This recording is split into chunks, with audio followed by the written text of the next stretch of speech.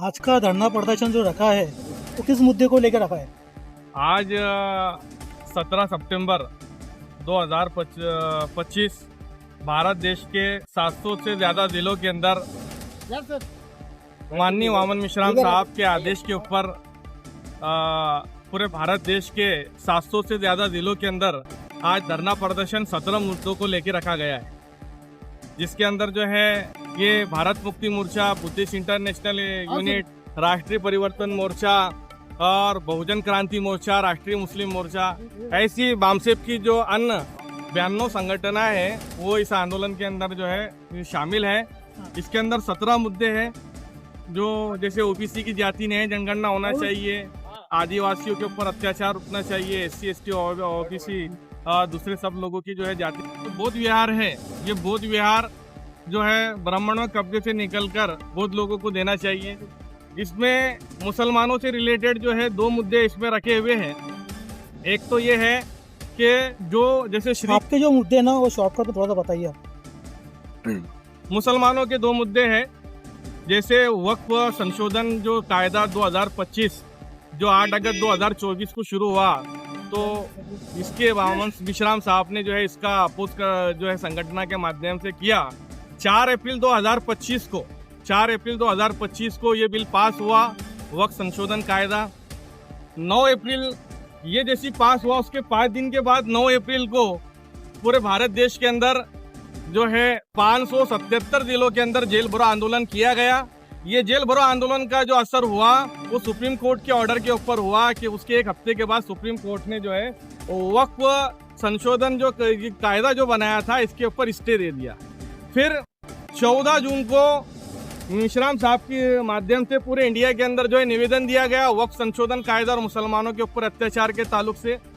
फिर 1 जुलाई 2025 को यही वक्फ कायदे को लेकर और मुसलमानों के ऊपर अत्याचार को लेकर और बौद्ध विहार के मुद्दे को लेकर और दूसरे मुद्दों को लेकर 1 जुलाई को भारत बंद किया गया। 1 जुलाई को भारत बंद किया गया और यहाँ पर भी जो है मिश्राम साहब नहीं रुके, बल्कि उन्होंने जो है 10 सितंबर को पूरे इंडिया के अंदर जो है 700 जिलों के अंदर निवेदन दिया। ये निवेदन का असर ये पड़ा कि सुप्रीम कोर्ट की अभी आप तारीख देख रहे होंगे, उन्होंने जो डिसीजन दिया कि भाई जो सेंट्रल कमेटी के अंदर जो है 1 से ज्यादा 9 मुस्लिम भी जो है वो इंक्लूड करना चाहिए और कलेक्टर वगैरह का जो है वो इंटरफेयर का जो है उसने वो किया। तो ये दोस्तों ये हुआ है, लेकिन हम ये चाहते हैं कि वक्फ संशोधन 2025 का कायदा पूरी तरीके से रद्द होना चाहिए। इसलिए आज भारत देश के 700 से ज्यादा जिलों के अंदर जो है धरना आंदोलन का प्रोग्राम रखा गया है और मुसलमानों की हत्या, मॉब लिंचिंग बंद होना चाहिए। श्री कृष्णा कमीशन और जो 5 कमीशन बने हुए हैं वो सारे कमीशन जो है लागू होना चाहिए, मुसलमानों को फैसिलिटी का फायदा होना चाहिए। आज का तो धरना आंदोलन है, तो ये आंदोलन 1 दिन का है या फिर इसके? ये आज 1 दिन धरना आंदोलन पूरे इंडिया के अंदर रखा हुआ है। अच्छा, और इसके बाद जो है मांगे नहीं मांग होंगी तो आप क्या करें? इसकी अगर मांगनी नहीं होंगी तो 4 चरणों का आंदोलन है। 25 सितंबर को याद रखिए, 25 सितंबर को पूरे भारत देश के अंदर जो है आक्रोश जो है जेल भरो आंदोलन रखा गया है। अगर गवर्नमेंट नहीं मानी इससे तो पूरे भारत के अंदर जो है जेल भरो आंदोलन जो है 700 से ज्यादा जिलों में हो।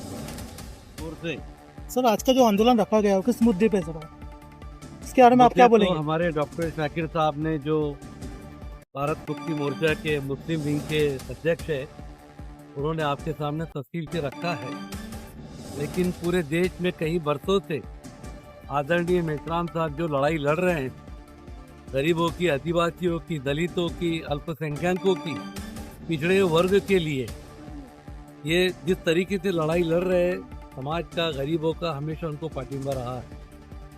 आज जो धरना आंदोलन इन्होंने सिंबॉलिक रूप पे रखा है उसमें हम यहाँ पर इन्हें पाठिंबा देने के आए हैं कि जो उनकी मांगे हैं, जो भी पूरे देशव्यापी लेवल पे आज हर जगह जो धरना दिया जा रहा है उसमें यही मांग की जा रही है। EVM मशीन को लेकर के बड़ा जो है तो पहले से ही उनका मूवमेंट चल रहा है, जिसको हमारा पूरा पाठिंबा है। उसके बाद में गरीबों और दलितों के जो हुकूक है वो दिए जाने चाहिए। जिस तरीके से अल्पसंख्यक और माइनॉरिटीज़ के लोगों के हुकूक है वो देने चाहिए। आज देश के अंदर सुरक्षिता निकल चुकी है, बोलने की आज़ादी ख़त्म कर दी जा रही है। ये सारी चीज़ों को लेकर इन नाइंसाफियों के खिलाफ आज भारत मुक्ति मोर्चा के इस आंदोलन में हम सहभागी हुए। हमारा जो जलगांव वक्फ कोऑर्डिनेशन कमेटी है, जिसका कि मैं कोऑर्डिनेटर हूँ, उसकी जानिब से भी हम इनको पार्टिंबा पूरा अपना डिक्लेयर कर रहे हैं। आगे भी इनको हमारा पूरा पार्टिंबा रहेगा। ये जो आज कई मांगे इसमें की गई है, उसमें वक्फ के ताल्लुक से भी अभी भी डॉक्टर साहब ने कहा कि जिस तरीके से हम एक्सपेक्ट कर रहे थे कि सुप्रीम कोर्ट के अंदर जो आखिरी उम्मीद है संविधान को सुरक्षा करने की, आज वहाँ भी हमको मायूसी नजर आ रही है। जिस तरीके से ये कल निकाल सामने आया तो समझ में नहीं आ रहा है। हुकूमत कह रही है कि हमको राहत मिली है, कुछ लोग हमारे भी कह रहे हैं, लीडर भी कह रहे हैं कि हमको जीत मिली है, पेड़े भी बट रहे हैं। लेकिन हमने अपने प्रेस कॉन्फ्रेंस में साफ साफ कहा, जो मैं आपसे कहना चाह रहा हूँ कि इसमें जो मुद्दे आए हैं, जिस तरह का डिसीजन होना चाहिए था वैसा नहीं हुआ। थोड़ा कुछ रिलीफ 3-4 इश्यूज में उन्होंने दी है, बाकी के 44 अमेंडमेंट के ताल्लुक से उन्होंने खामोशी इख्तियार की। जो आर्टिकल 14 और 29 है, जिसमें इक्वल बिफोर लॉ, समानता है इसके अंदर, बाबा साहब ने हर एक जात धर्म पंथ इसको कोई जो है तो भेदभाव नहीं होगा।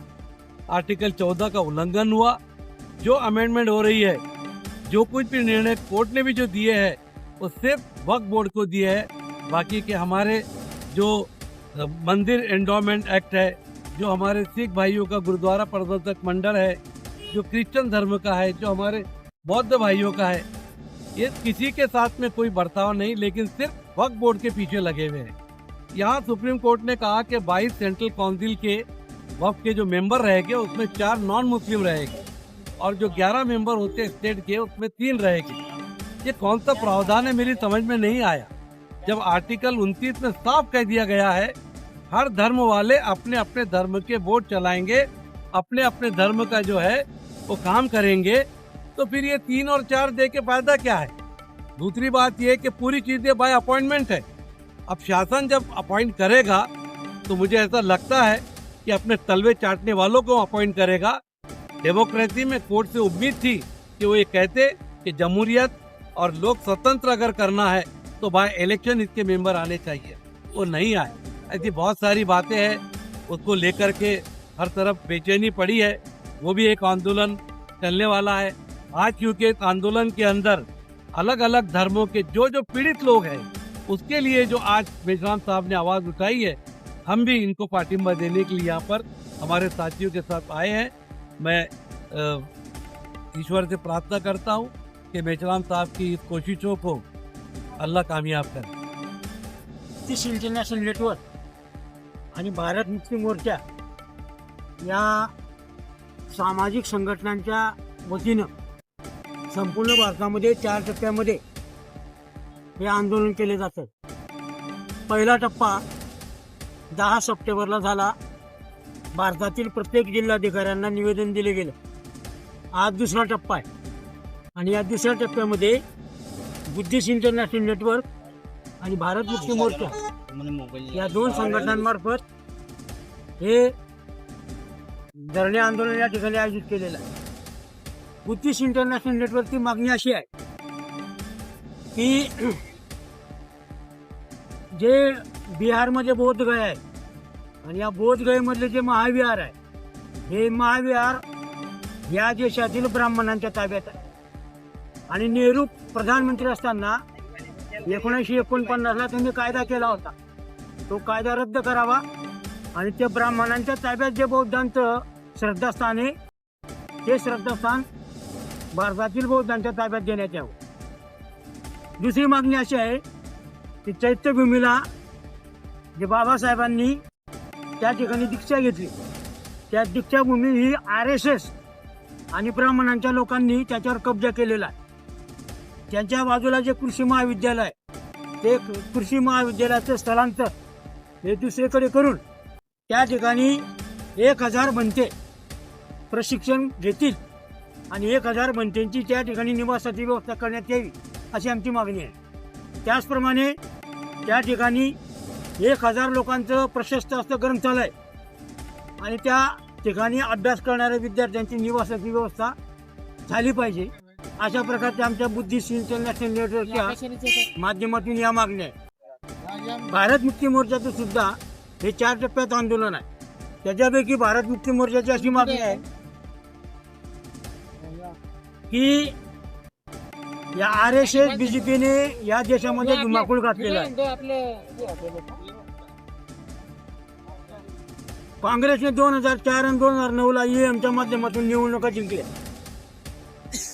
ही केस सुब्रमण्यम स्वामी कोर्टात घेऊन गेले आणि त्यांची सेटलमेंट झाली.